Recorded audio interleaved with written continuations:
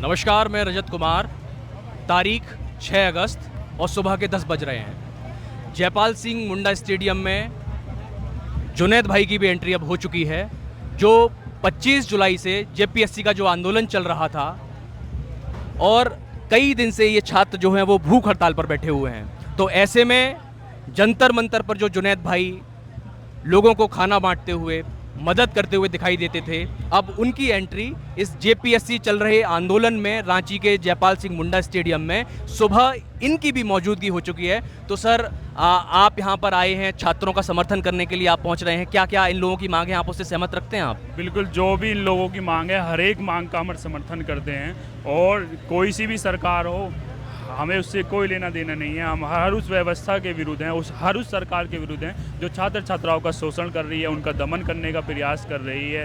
लगातार paper leaks के जरिए से छात्र छात्राओं के भविष्य के साथ जो खिलवाड़ किया जा रहा है, देश की प्रतिभा के साथ जो खिलवाड़ किया जा रहा है, उसको हम बर्दाश्त नहीं करेंगे। क्योंकि अगर आप पेपर लीक के जरिए से जो अयोग्य अभ्यर्थी आगे जाते हैं, उससे राष्ट्र की प्रतिभा को भी हम नुकसान पहुँचा रहे हैं। जो बच्चे 10-10, 12-12, 14-14, 16-16 घंटे मेहनत कर रहे हैं, उसके पश्चात भी वो सीट को नहीं प्राप्त कर पा रहे हैं क्योंकि आप पेपर लीक करें। जैसे हमने पीछे की घटना देखी, जयपुर राजस्थान के अंदर पैरामेडिकल का पेपर लीक हुआ, 5.5 लाख रुपए में पेपर बेचा गया। तो इसका क्या अर्थ है? कहीं ना कहीं जो योग्य अभ्यर्थी उनको आप पीछे की तरफ धकेल रहे हैं। जो अयोग्य अभ्यर्थी किसी राजनीतिक संरक्षण के तहत या फिर पैसों के बल पर उनको आगे बढ़ा रहे हैं, तो ये तो एक उचित नहीं है। एक लोकतांत्रिक देश में इस प्रकार से देश कैसे आगे बढ़ सकता है?